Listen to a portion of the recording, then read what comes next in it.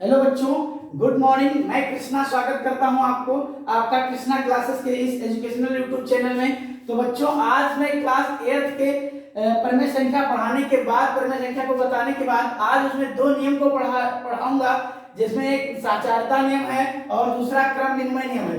क्रम विनिमय नियम जो होता है दो चीजों में लागू होता है, जोड़ पे और गुणा पे। तो जोड़ पे क्या होता है, क्रम विनिमय नियम का मतलब किसी चीज को जोड़ने के लिए उस पे क्रम का चेंजेस कर दिया जाए, यानी क्रम बदल दिया जाए लेकिन उस पर कोई प्रभाव ना पड़े, तो उसे क्रम विनिमय नियम कहते हैं। जैसे देखिए, जोड़ के लिए क्रम विनिमय नियम 4 + 3 = 3 + 4।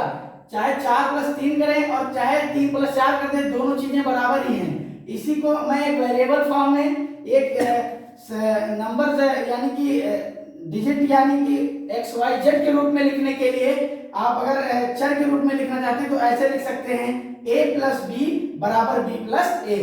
तो इस पर कोई प्रभाव नहीं पड़ेगा। आप देख सकते हैं उदाहरण के लिए 4 + 3 = 3 + 4।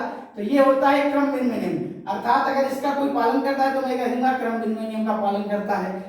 गुणा के लिए देखिए, घटाव हमेशा क्रम विनिमय नियम का पालन नहीं करता है, क्योंकि आप उदाहरण ले लीजिए, 4 में से 3 को घटाएंगे तो 1 आएगा, लेकिन यहाँ 3 में से 4 को घटाएंगे तो -1 आ जाएगा, इसलिए दोनों बराबर नहीं होगा। इसलिए जो घटाव है वो क्रम विनिमय नियम का पालन नहीं करता है। अब गुणा पे आएंगे, गुणा हमेशा क्रम विनिमय नियम का पालन करता है।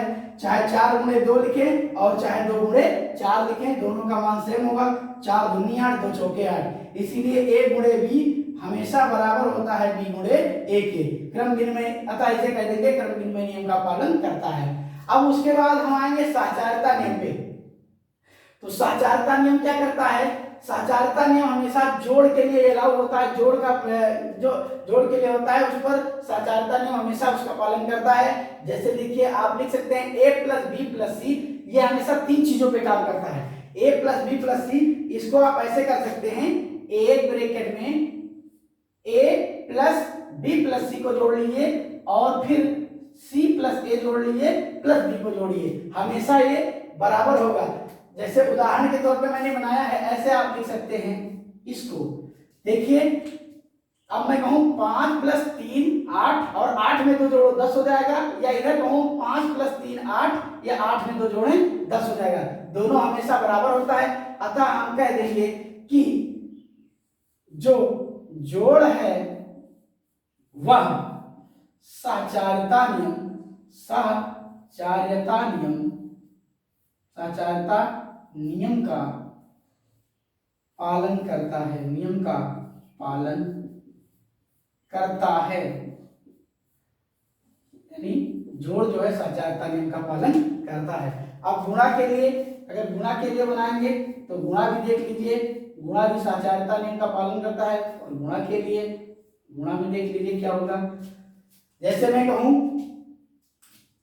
a × b × c, या बराबर कहूं b × a फिर × c, इस पर कोई प्रभाव नहीं पड़ेगा। जैसे मैं a b c के लिए a के मान 2 रख लूं, गुणे b का मान 3 रख लूं और गुणे c का मान 4 रख दूं, या इधर b का मान क्या रख दूं 3, गुणे a का मान क्या हो जाएगा 2 और c का मान क्या हो जाएगा 4।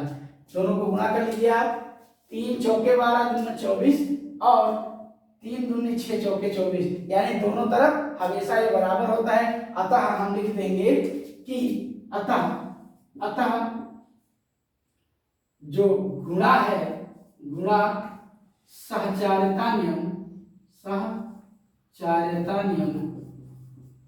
का पालन करता है, साचार्यता नियम का पालन करता